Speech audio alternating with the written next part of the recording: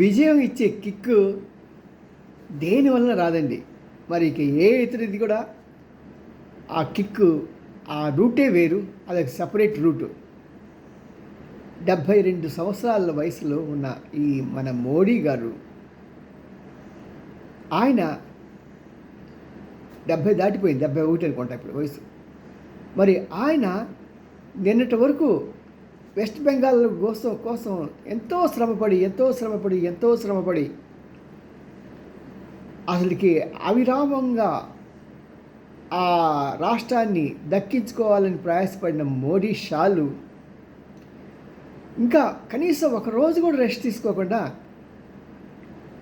అక్కడి నుంచి అస్సాం నుంచి మళ్ళీ ఆంధ్రప్రదేశ్ రావటం. ఈ ఆంధ్రప్రదేశ్ రావటంలో ఆయనకు ఒక ముఖ్య ఉద్దేశం ఉంది. అఫ్కోర్స్ ఈసారి ఎలాగైనా సరే తెలంగాణని చేజిక్కించుకోవాలి అని ఒక గొప్ప తలంపుతో ఉన్నాడు మోడీ. ఎందుకంటే ఇన్ని విజయాలు, అంటే కొరకరాని కొయ్యిగా ఉన్నటువంటి వెస్ట్ బెంగాల్ని అందరికన్నా కూడా పెద్ద శత్రువు అయినటువంటి మమతా బెనర్జీని ఊపిరాడనివ్వకుండా వంటలను చేసేసి పక్కకు తోసేసిన ఈ గనులు మోడీ షాలు ఈసారి కేంద్రంగా హైదరాబాద్ని వాళ్ళ దృష్టిని కేంద్రీకరించారు. మొదటిగా శత్రువులు ఎవరు చూసుకుంటారు? బీజేపీకి శత్రువు అంటే కాంగ్రెస్ కూడా కాదు. నా దృష్టిలో మన టీఆర్ఎస్ పార్టీ.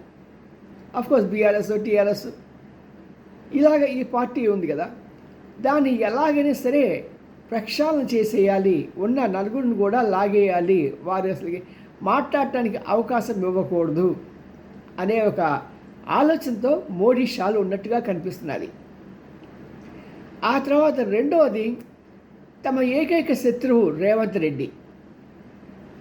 ఇతను చిన్నప్పటి నుంచి ఒక ఆర్ఎస్ఎస్ క్యాడర్లో ఉన్న వ్యక్తి. ఆ తర్వాత స్టూడెంట్ లైఫ్లోకి వచ్చినప్పుడు విశ్వ హిందూ పరిషత్కి, అదేవిధంగా ఏబీవీపీకి, అంటే అఖిల భారత విద్యార్థి పరిషత్కి ఎఫ్లైట్ అయ్యింది. చాలా యాక్టివ్గా పనిచేశాడు. మోడీకి కావాల్సింది ఇలాంటి వాళ్ళే, ఏ పార్టీలో ఉన్నా సరే. ఆయన ఇలాంటి వారిని చేరదీశారనుకోండి, వెంటనే షాక్ చెప్తాడు. బహుశా నా ఉద్దేశ ప్రకారం మనకి సువేన అధికారిని కూడా అతను టీఎంసీలో ఉన్నప్పుడే షా మెల్లిగా అతను దువ్వి ఆ పార్టీ నుంచి ఈ పార్టీకి లాక్కొచ్చాడు. అప్పటికే వాళ్ళకిను మరి ఈ మమతా బెనర్జీ మేనలుడికి కొద్దిగా విభేదాలు వచ్చి ఈయనకు సైడ్ అవ్వటం మొదలుపెట్టాడు. అలాగే కాంగ్రెస్ వైఖరి అందరికీ తెలిసిందే కదా. పిఎం చేద్దామని ఫస్ట్ టైం ప్రపోజ్ చేసిన మన తమిళనాడు ముఖ్యమంత్రి స్టాలిన్ని వెన్ను దెబ్బ కొట్టి, తల మీద జల మీద దెబ్బ కొట్టి ఇంకో పార్టీలో చేరిపోయారు కాంగ్రెస్ వాళ్ళు. అది కాంగ్రెస్ నైజం. మరి అలాంటి పార్టీని ఎవరు నమ్మలేరు. మరి రేవంత్ రెడ్డి కూడా ఒక ఐడియా ఉంటుంది కదా, ఇవాళ వాళ్ళు చేశారు కాబట్టి రేపటి రోజు నన్ను చేయరా అనే ఆలోచన ఆ మాత్రం ఉండదా? కాబట్టి ఆయన ఈ రెండు ఆలోచనతో ఉన్న ఈ సమయంలో మోడీ చాకచక్యంగా ఈ రోజున ఒక సభలో ఆయన హాస్యంగా చెప్తూ, రేవంత్ రెడ్డి రాజకీయాల గురించి మాట్లాడద్దు అన్నాడు. ఎస్, నేను మాట్లాడను, కానీ మామూలు విషయాలు మాట్లాడుకోవచ్చు కదా. ఆయన నాతో అన్నాడు కదా, మీరు గుజరాత్కి ఇచ్చినంత సపోర్ట్ నాకు ఇవ్వండి అన్నాడు. ఎస్, నేను రెడీయే. మరి నువ్వు తీసుకోవడానికి నువ్వు రెడీయా? ఎందుకంటే ఈ 10 సంవత్సరాల్లో ఉన్న గణాంకాల ప్రకారం గుజరాత్కి ఇచ్చిన దానికన్నా కూడా తెలంగాణకి ఇచ్చింది చాలా ఎక్కువ. ఎందుకంటే 5,500 కోట్ల రూపాయలు మీకు ఇచ్చాం. ఇప్పుడు ఒక రకంగా చూస్తున్నట్టే మీరు ఇద్దరు కలిసి ఉన్నప్పుడు ఈ అవిభాజ్య ఆంధ్రప్రదేశ్లో 1000 కోట్లు మాత్రమే మీకు ఇచ్చాం. కానీ ఇప్పుడు 5,500 కోట్ల రూపాయలు మీకు ఇచ్చాం. మన గుజరాత్తో కంపేర్ చేస్తే ఇది చాలా ఎక్కువ ఫిగర్. అంటే నీకు సగం వరకు కట్ అయిపోతుంది. నీకు ఇష్టమేనా అని నవ్వుతూ అన్నాడు. అలా కాకుండా నువ్వు కళ్ళకంటున్న ఆ దేశాన్ని, ఆ యొక్క రాష్ట్రాన్ని నువ్వు చూడాలంటే నువ్వు మాతో పాటు కలిసిపో అని ఒక బాణం విసిరాడు. సాధారణంగా ప్రజలంతా మరి ఎలా అర్థం చేసుకున్నారో కానీ నా మట్టి బుర్రకి అర్థమైంది ఏంటంటే, ఒక చిన్న ఛాన్స్ ఇచ్చాడు. నువ్వు వచ్చేవయ్యా బాబు, నీకెందుకు ఈ కాంగ్రెస్ పార్టీ మునిగిపోయే పార్టీ, నెక్స్ట్ ఎలక్షన్ తర్వాత కాంగ్రెస్ అసలు ఉండదు ఎక్కడ, అది అందరికీ తెలుసు. సో ముందు జాగ్రత్త పడు అని ఒక బాణం వేశాడు. మరి ఈ బాణాన్ని ఆయన ఎంతవరకు రిసీవ్ చేసుకుంటాడో తెలియదు. అంతేకాకుండా కాస్త మీ గురువు ఉన్నాడు కదా, గురువుని అడుగు అంటున్నాడు. ఆయన గురువు ఎవరు? టీడీపీ నాయకుడు చంద్రబాబు నాయుడు. చంద్రబాబు నాయుడు అడిగితే అంటాడు, అవునయ్యా బాబు, ఆ కాంగ్రెస్ పార్టీని నమ్ముకునే కన్నా కూడా నువ్వు బీజేపీని, మోడీని నమ్ముకో అంటాడు. ఎందుకంటే కాంగ్రెస్ పార్టీని నమ్ముకుంటే మటాష్ అయిపోయాడు చంద్రబాబు. ఆ సంగతి అనుభవపూర్వకంగా ఆయన తెలుసు. చూసి తెలుసుకున్నవాడు రేవంత్ రెడ్డి. ఇంకా అవకాశాలు లేక అప్పట్లో కాంగ్రెస్లో దిగాడు. దేవుడు సహాయం చేసి అతనికి మెల్లిగా అక్కడ అంతమంది వృద్ధ కపోతాలు ఉంటే ఆ వృద్ధ కపోతాలు అన్నింటినీ ఛేదించుకొని ముఖ్యమంత్రిగా చెలాయిస్తున్నాయంటే నిజంగా hats off to Revanth Reddy రాజకీయం. మరి ఇప్పుడు రేవంత్ రెడ్డి ఏం ఆలోచిస్తాడు? నేను కనుక బీజేపీకి వెళ్తే నా స్థానం ఏంటి? మరి ఆ విషయంలో బీజేపీ వాళ్ళు, కేంద్ర కమిటీ వాళ్ళు అంటే అమిత్ షా కానీ మోడీ కానీ ఒక గ్యారంటీ ఇవ్వాలి.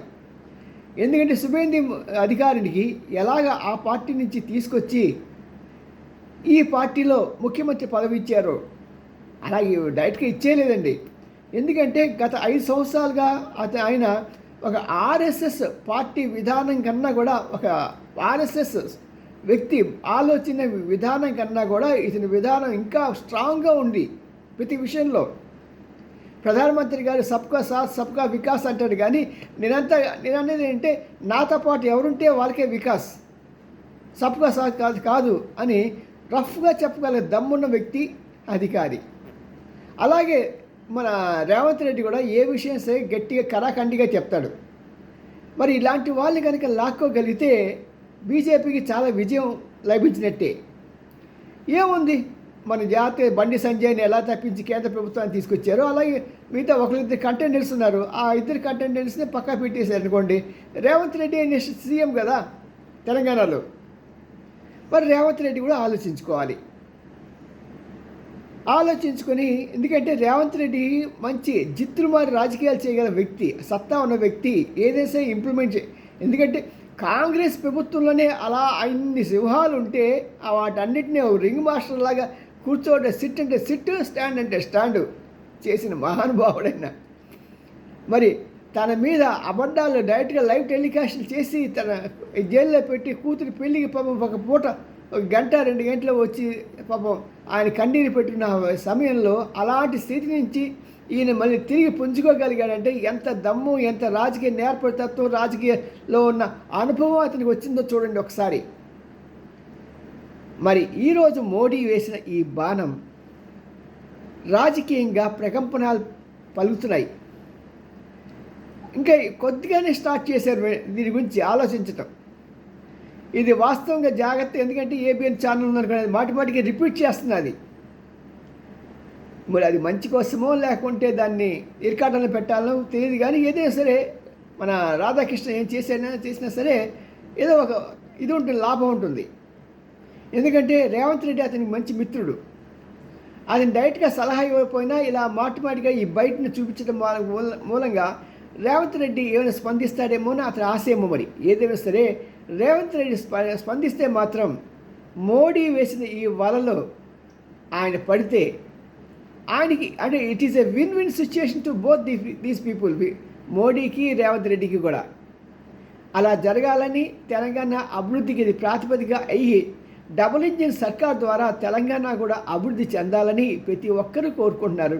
అందులో నేను కూడా ఉన్నాను.